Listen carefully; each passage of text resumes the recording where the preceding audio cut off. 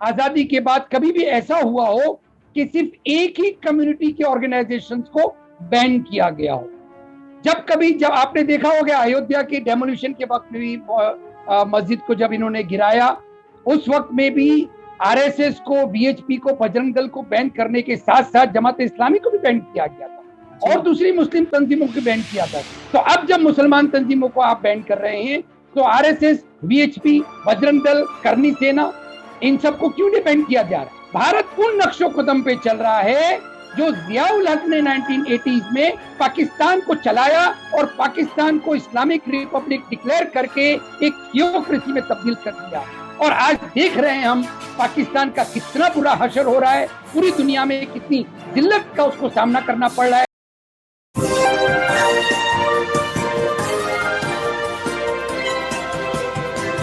पल न्यूज से मैं हूं आपके साथ नदीम अकरम। पॉपुलर फ्रंट ऑफ इंडिया को लेकर के देश में किस तरीके की एक्टिविटी हुई, उस पर पहले भी हम लोग इस्लामिक स्कॉलर अतीकुर रहमान साहब से एक इंटरव्यू रख चुके हैं, पर आज पूरे मायने बदल चुके हैं क्योंकि पॉपुलर फ्रंट ऑफ इंडिया को 5 साल के लिए देश में बैन कर दिया गया है। और तो और इसके साथ साथ 8 मुस्लिम तंजीमों को भी बैन करने का काम जो है केंद्र सरकार द्वारा किया गया है।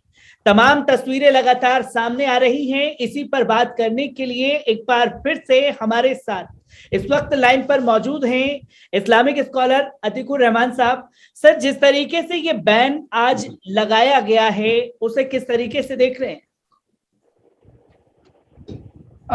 नदीम भाई, इसको हम लोगों को समझना पड़ेगा अच्छी तरह से। कॉन्स्टिट्यूशनली भी समझना पड़ेगा, सोशल भी समझना पड़ेगा और हिस्टोरिकली भी समझना पड़ेगा। कॉन्स्टिट्यूशनली अगर देखा जाए तो हम इनको इस तरह से देख सकते हैं, डिस्क्राइब कर सकते हैं कि ये अनकॉन्स्टिट्यूशनल मेजर है, जो राइट, फंडामेंटल राइट है to form associations, form groups for the proliferation of democracy, उसके अगेंस्ट जाता है। दूसरी बात, राइट टू इक्वालिटी के अगेंस्ट में जाता है। इसमें एक बात जोड़ना और मैं पसंद करूंगा कि आज अगर हम लोगों को ये सोचना है, पूरे भारतवासियों को ये सोचना है नदीम भाई, कि इन्वेस्टिगेटिंग एजेंसी जो गवर्नमेंट के कंट्रोल में काम करती हैं, क्या उनको इंडिपेंडेंट करना जरूरी नहीं है? क्योंकि आज अगर इंडिपेंडेंट इन्वेस्टिगेटिंग एजेंसीज हो तो वो पैरिटी मेंटेन करेंगी, बराबरी मेंटेन करेंगी, राइट टू इक्वालिटी मेंटेन करेंगी। आज से पहले मैं नहीं समझता हूं हमारे इतिहास में आजादी के बाद कभी भी ऐसा हुआ हो कि सिर्फ एक ही कम्युनिटी के ऑर्गेनाइजेशंस को बैन किया गया हो। जब आपने देखा होगा अयोध्या के डेमोलिशन के वक्त में भी मस्जिद को जब इन्होंने गिराया, उस वक्त में भी आरएसएस को, वीएचपी को, बजरंग दल को बैन करने के साथ साथ जमात इस्लामी को भी बैन किया गया था और दूसरी मुस्लिम तंजीमों को बैन किया था। तो अब जब मुसलमान तंजीमों को आप बैन कर रहे हैं तो आरएसएस, वीएचपी, बजरंग दल, करनी सेना, इन सबको क्यों नहीं बैन किया जा रहा है? इससे ये साबित होता है, और इसीलिए मैंने कहा कि इसको हमको कॉन्स्टिट्यूशनली, सोशली, हिस्टोरिकली समझना होगा। मैं as a lecturer in political science constitutionally इसको इस तरह से देखता हूं कि अगर इन्वेस्टिगेटिंग एजेंसी इंडिपेंडेंट काम करें तो वो पैरिटी मेंटेन करेंगी। आज वो पूरी तरह से शिकंजे में है, सरकार की शिकंजे में है, आरएसएस की। तो हम कैसे उम्मीद करें कि वो इंडिपेंडेंट हैं? हम कैसे उम्मीद करें कि वो पैरिटी मेंटेन करेंगी? और मैं आपको यकीन दिला रहा हूं नदीम भाई कि आप इसके ऊपर नजर रखिएगा। मेरी कल कुछ और ऑर्गेनाइजेशन से बात हुई है जहां पर लोगों ने कहा कि हमारी जो स्टूडेंट कम्युनिटी है यूनिवर्सिटीज के अंदर, ना सिर्फ भारत में बल्कि और मुल्कों में भी, वो इसके ऊपर ऑलरेडी थीसिस लिखना उन्होंने शुरू कर दिया है कि आखिर भारत के अंदर ये किस तरह से डेमोक्रेसी को ताक पर रख के गवर्नमेंट ऑफ इंडिया एक तेजी से थियोक्रेटिक स्टेट की तरफ बढ़ रही है। और ये भारत के लिए अच्छा नहीं है। भारत उन नक्शो कदम पे चल रहा है जो जियाउल हक ने 1980s में पाकिस्तान को चलाया और पाकिस्तान को इस्लामिक रिपब्लिक डिक्लेयर करके एक थियोक्रेसी में तब्दील कर दिया। और आज देख रहे हैं हम पाकिस्तान का कितना बुरा हशर हो रहा है, पूरी दुनिया में कितनी जिल्लत का उसको सामना करना पड़ रहा है। तो क्या हम भारत के लोग इस चीज को बर्दाश्त कर सकेंगे कि कल हमारे डेमोक्रेसी, हमारे सोशलिज्म को, हमारे फंडामेंटल राइट्स को ताक पे रख के ये सरकार इसको एक थियोक्रेसी में तब्दील कर दे। क्योंकि सर इसी के साथ साथ जब बात की जा रही है पॉपुलर फ्रंट ऑफ इंडिया की, ये भी दावे किए गए, क्योंकि दो तरीके से बैन पीएफआई पे लगाया जा सकता था। जो तमाम जो आर्टिकल लोगों के सामने आ रहे हैं उनमें ये साफ तौर पर कहना था कि अगर पीएफआई को बैन लगाते, या तो एक तरफ से गृह मंत्रालय ऑर्डर देता, जो गृह मंत्रालय ने ऑर्डर देकर के इसे बैन कर दिया। दूसरा ये था कि कोर्ट जाते, फिर कोर्ट इस पर बैन लगाता, तो कोर्ट में सबूत पेश करने पड़ते, और जब सबूत नहीं होते तो पीएफआई को वहां पर एक बचाव मिल जाता। कैसे देखते हैं, क्या जो सबूतों के आधार पर, जो कि अभी तक सामने नहीं आए हैं, ये डिक्लेयर किया जा रहा है उनके नेताओं की फोटो दिखा दिखा करके, सुधीर चौधरी जैसे बड़े बड़े एंकर क्लियर उन्हें आतंकी घोषित करने पर तुले हुए, कैसे देखा और समझा जा सकता है इस बैन को, अगर समझे तो? नदीम भाई, हमने भीमा कोरेगांव का मामला हमारे सामने आया, जहां पर इन्वेस्टिगेटिंग एजेंसीज ने उनके लैपटॉप तक को उसके अंदर फीड किया, जो भी डेटा उनको फीड करना था, और ये साबित हुआ on the floor of the court कि उसको मैनिपुलेट किया गया। तो जैसा कि मैंने पहले बताया, जब इन्वेस्टिगेटिंग एजेंसीज इंडिपेंडेंटली काम नहीं कर रही हैं, तो कैसे हम यकीन कर लें कि जो दस्तावेज सामने लाए जा रहे हैं सुधीर चौधरी जैसे एंकर की तरफ से, क्योंकि हमेशा से माने जाते हैं कि he toes the line of the government of India, वो झुके हुए हैं सरकार की तरफ। तो इन्वेस्टिगेटिंग एजेंसी जो दस्तावेज सामने अगर ला भी रही है, और वो जानते थे, आपने सही कहा कि on the floor of the court वो साबित नहीं कर पाते, एविडेंस साबित नहीं होता, इसीलिए ये एक बीच का पहले तो हवा क्रिएट किया गया। देखिए, एक हवा क्रिएट किया गया कि किस तरह से इन लोगों ने टीएम जोसेफ के मारने की वो बातें, सारे पॉलिटिकल इवेंट्स को सामने। अरे पॉलिटिकल आपके जो द्वंद्वी हैं, राइवल्स हैं, उनको पॉलिटिकली डील करिए ना आप भाई। उसमें इस्लामिक स्टेट कहां से आ रहा है? कोई दस्तावेज ये साबित नहीं कर पा रहा है कि इस्लामिक स्टेट बनाने जा रहे थे। उनका तो नारा है save the Republic, save the constitution. ऐसे नारे को आप दरकरार, और आरएसएस का नारा क्या है? भगवाकरण। आरएसएस का नारा क्या है? कॉन्स्टिट्यूशन ऑफ इंडिया एक एंटी हिंदू कॉन्स्टिट्यूशन है। इस नारे के साथ में आप उन ऑर्गेनाइजेशंस को आप बरकरार रखे हुए हैं, और वो ऑर्गेनाइजेशन जो save the Republic, save the constitution कह रहे हैं, उसको आप बरकरार कर रहे हैं, बैन कर रहे हैं।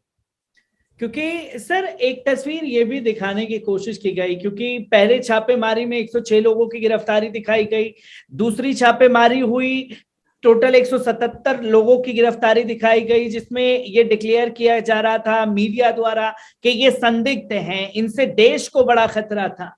ये जो एक हुआ जिस पर हम बार बार बात कर रहे हैं, वो आगे आने वाले समय के लिए जो गोदी मीडिया का खासतौर पर मुसलमान है तो आतंकी है, ये प्रिसेप्शन सेट करने में कितना बड़ा योगदान आप मानते हैं ऐसे में? और इन चीजों को कैसे दूर किया जा सकता है, कैसे कानूनी तौर पर लड़ा जा सकता है इन चीजों से?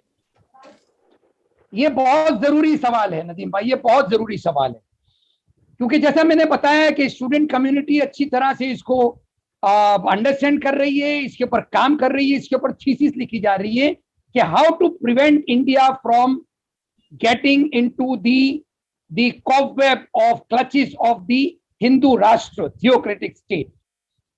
अब इसके अंदर नदीम भाई, जैसा कि आप कह रहे हैं कि भाई किस तरह से बचाया जाए, बचाया सिर्फ इस तरह से जा सकता है कि हम लोगों को डरना नहीं है, हम लोगों को तैश में नहीं आना है, हम लोगों को पूरी तरह से कॉन्स्टिट्यूशनली इनकी जो लड़ाई इन्होंने छेड़ी है, उस लड़ाई को लड़ना है, आखिरी दम तक लड़ना है। अब इसके अंदर बहुत सारी पेचीदगियां आएंगी। देखिए, पेचीदगियां ये आएंगी कि कैसे हम अपने आप को ये साबित करें कि भाई we are for the development of the country, safeguarding the constitution. इल्जाम पहले ही आपको लगा दिया गया है, और अगर कोई ये समझ रहा है, इसमें इंपॉर्टेंट फैक्टर ये है कि जो बहुत सारे ऑर्गेनाइजेशन मैंने देखा कि इसको सपोर्ट भी कर रहे हैं कि भाई हम तो पहले से कह रहे थे, बैन क्यों नहीं किया, बहुत अच्छा किया बैन किया, भारत सरकार का राइट है बैन करना, और विदाउट एविडेंस आप बैन कर देंगे किसी को भी। और मैं ये कहना चाह रहा हूं इन ऑर्गेनाइजेशन से कि अगला नंबर आपका होगा।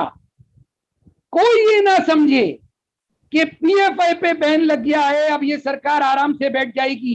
कांग्रेस मुक्त भारत का नारा इसी सरकार ने दिया था जी। महबूबा मुफ्ती और फारूक अब्दुल्ला के ऊपर इसी किस्म के सेडिशन चार्जेस लगाने वाले थे। ये इससे भयंकर चार्जेस लगाए। शरद पवार के खिलाफ किस तरह से ईडी को इन लोगों ने किया, जो बीजेपी और आरएसएस के फ्रेमवर्क में नहीं आता है, जो उनसे मुखालफत करता है, जो उनकी पॉलिसीज को नहीं मानता है, वो सब बैन होने वाले हैं आगे जाके। ये अनडिक्लेयर्ड इमरजेंसी है और हो सकता है बाद में इमरजेंसी में भी इसको तब्दील कर लिया जाए। तो कोई ये ना समझे, कोई ऑर्गेनाइजेशन इंडिविजुअल ये ना समझे कि अगला नंबर हमारा नहीं है। जी, क्योंकि सर इसी के साथ साथ आज जैसे ही ये बैन लगाया गया, पहले तो पीएफआई को लेकर के मुसलमानों को कोसने की कोशिश की जा रही थी।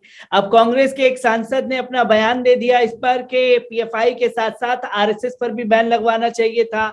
दिग्विजय सिंह ने अपना बयान दे दिया कि पीएफआई के साथ साथ आरएसएस पर बैन लगाते तो भी हम लोग मानते कि आप एक तरफा कार्रवाई कर रहे हैं। आप ऐसे में कैसे देखते हैं, क्योंकि यही महाराष्ट्र की सरकार के राज में जो है मान से पटाखे छोड़ रही है, लड्डू खिला रही है पीएफआई को बैन होने पर।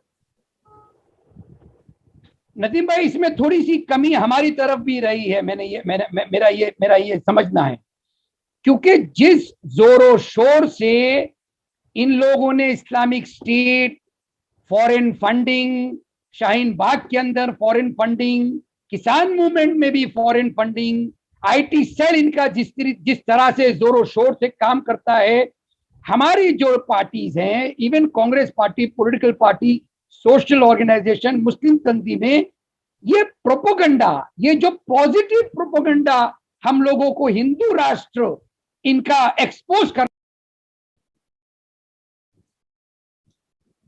जी, हिंदू राष्ट्र का जो मंसूबा है, इसको हमको एक्सपोज करना चाहिए रोजाना, 24/7 इसको एक्सपोज करना चाहिए। और इसको एक्सपोज करने के लिए हमारे पास दस्तावेज हैं, हमारे लोगों को स्टडी करना पड़ेगा। आरएसएस का पूरा मूवमेंट सिंस 1925, आरएसएस का पैदा होना, आरएसएस का जर्मनी जाना, मुसोलिनी और हिटलर के डायरेक्शंस के ऊपर, उनके ऑर्गेनाइजेशंस के डायरेक्शन के ऊपर अपने ऑर्गेनाइजेशन यार आरएसएस की बुनियाद रखना, आरएसएस का जितना भी मूवमेंट है, उसका जो एनरोलमेंट है मेंबरशिप का, वो बेस करता है मुसोलिनी और हिटलर के ऑर्गेनाइजेशन के ऊपर। इनका जो पिरामिड है, from the lower rank to the higher rank pyramid, वो पूरा के पूरा मुसोलिनी और हिटलर के ऑर्गेनाइजेशंस के ऊपर बेस है। इन्होंने उनसे डायरेक्शन लिए। इनके जो मुंजे थे एक थिंकर, वो मुंजे के आप दस्तावेज सामने लाइए, उनको लोगों को पढ़वाइए, उनको वायरल करिए, किस तरह से वो चाहते हैं कि एक ऐसा लीडर, और लीडर दो नाम लेते हैं इसमें, छत्रपति शिवाजी महाराज का नाम लेते हैं और हिटलर का नाम लेते हैं। देखिए कितना अनइक्वल कॉम्बिनेशन लेकर आ रहे हैं। हिटलर और शिवाजी महाराज को जोड़ के ये बता रहे हैं लोगों को, ऐसे लीडर जब तक कि हमने पैदा नहीं किए, हम हिंदू राष्ट्र नहीं बना पाएंगे। एक और इंपॉर्टेंट फैक्टर नदीम भाई, 5 दिन पहले मैं एक डिबेट पर था जहां पर आरएसएस ने एक बहुत बड़ा ऑर्गेनाइज अपना ये था ऑर्गेनाइज रैली ऑर्गेनाइज की थी, मीटिंग ऑर्गेनाइज की थी, जहां पर उन्होंने तय किया कि हम अपने स्कूल्स और कॉलेजेस में हिंदुइज्म पढ़ाने की कोशिश करने वाले हैं। सर इसी के साथ साथ मैं आपको रोकना चाहूंगा, जब आरएसएस को लेकर के तमाम बातें सामने आ रही हैं, क्योंकि कुछ दिन पहले एक आरएसएस से ही जुड़े शख्स का वीडियो सोशल मीडिया पर वायरल हुआ था। यशवंत नाम था, जिन्होंने साफ तौर पर यह कहा था कि आरएसएस जो है कई बड़े जगह जो है ब्लास्ट करा सकती है। इस पॉइंट को नजरअंदाज कर दिया गया, वो बंदा कोर्ट गया। जिस दिन 23 सितंबर को खासतौर पर उसकी पिटीशन दाखिल होनी थी उसे कैंसिल कर दिया गया और 23 तारीख को ही पीएफआई का कनेक्शन जो है आतंकी टेरर फंडिंग से जोड़ करके दिखाने की कोशिश की गई। क्या आरएसएस के उस चीज को छुपाने के लिए पॉपुलर फ्रंट ऑफ इंडिया को निशाना बनाया गया है क्या? बहुत सारे फैक्टर्स हैं नदीम भाई, बहुत सारे फैक्टर्स हैं। देखिए, अगर हम 2014 से लेके अब तक के बीजेपी का पूरा के पूरा गेम प्लान हम एक एक एक कैनवास पे रख, आवाज लोगों को ये समझ में आता है। आवाज ये पॉट बॉइलिंग, इनकी खिचड़ी जो है, गर्मा गर्म खिचड़ी हमेशा से पकती रहे, और जब कभी इन लोगों को पब्लिक का अटेंशन किसी और चीज से डाइवर्ट करना हो, ट्रिपल तलाक का लॉ लेके आ जाएंगे, कुछ अभी होगा तो यूनिफॉर्म सिविल कोड ले आएंगे, अभी ये बैन पीएफआई का लग गया, या कोई ना कोई पॉट बॉइलिंग इश्यूज इन्होंने रखे हुए हैं अपने कैनवास के ऊपर। ये आपने जो मामला उठाया, ये भी एक बहुत इंपॉर्टेंट फैक्टर है, जो यशवंत जी का आपने मामला उठाया कि आरएसएस तैयारी कर रही है इसकी। इसके साथ साथ में हम लोगों को ये फैक्टर भी नहीं भूलना चाहिए कि कांग्रेस की जो भारत जोड़ो यात्रा चल रही है, उसको भी किसी तरह बहुत अच्छा उनको रिस्पांस मिल रहा है जी, बहुत अच्छा रिस्पांस मिल रहा है। उसको भी किसी तरह से नलिफाई करने के लिए पीएफआई का एंगल इन्होंने ये छेड़ा है, क्योंकि ये चीजें लगातार सामने आई। जैसे ही एक दिन के लिए केरल में पॉपुलर फ्रंट ऑफ इंडिया के सदस्यों द्वारा रोक लगाई गई, बंद का ऐलान किया गया, राहुल गांधी ने अपनी यात्रा रोक दी, तो यही भारतीय जनता पार्टी के नेता डिबेट में बोलते हुए दिखाई दिए कि देखिए कांग्रेस पूरा समर्थन पीएफआई को कर रही है। क्या भारत जोड़ो यात्रा से जो डर लगने लगा है, उसी के बहाने जो है वोट पोलराइजेशन के लिए तमाम हथकंडे अपना रहे हैं भारतीय जनता पार्टी? यस, इससे इनकार नहीं किया जा सकता है। इनका असल मुद्दा देखिए है हिंदुत्व कंसोलिडेशन।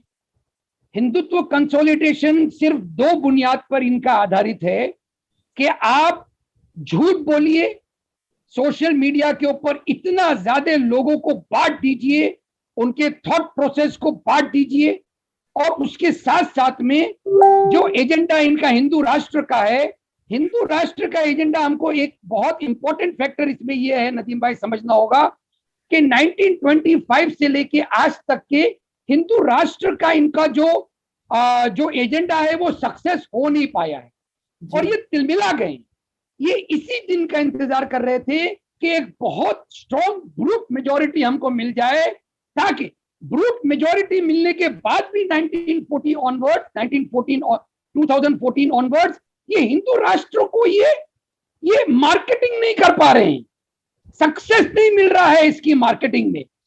हिंदू राष्ट्र की मार्केटिंग को सक्सेस करने के लिए इनको एक ऐसा नारा चाहिए जो हिंदू राष्ट्र की मार्केटिंग सक्सेस कर सके, और वो है इस्लामिक स्टेट जी। इस्लामिक स्टेट के नाम पे ये आपको डिवाइड करेंगे, ये पोलराइज करेंगे, हमारे हिंदू भाइयों को वर्गलाएंगे, उनको एक ऐसा नारा देंगे कि अगर आपने हिंदू राष्ट्र बनने में रोड़े अटकाए तो ये इस्लामिक स्टेट बन जाएगा। क्या आप चाहते हैं ये करना? इस मुद्दे के ऊपर एक छलावा, मैं इसको कहता हूं एक Phantom concept of a Islamic state. Phantom यानी कि जिसका कोई हकीकत ना हो।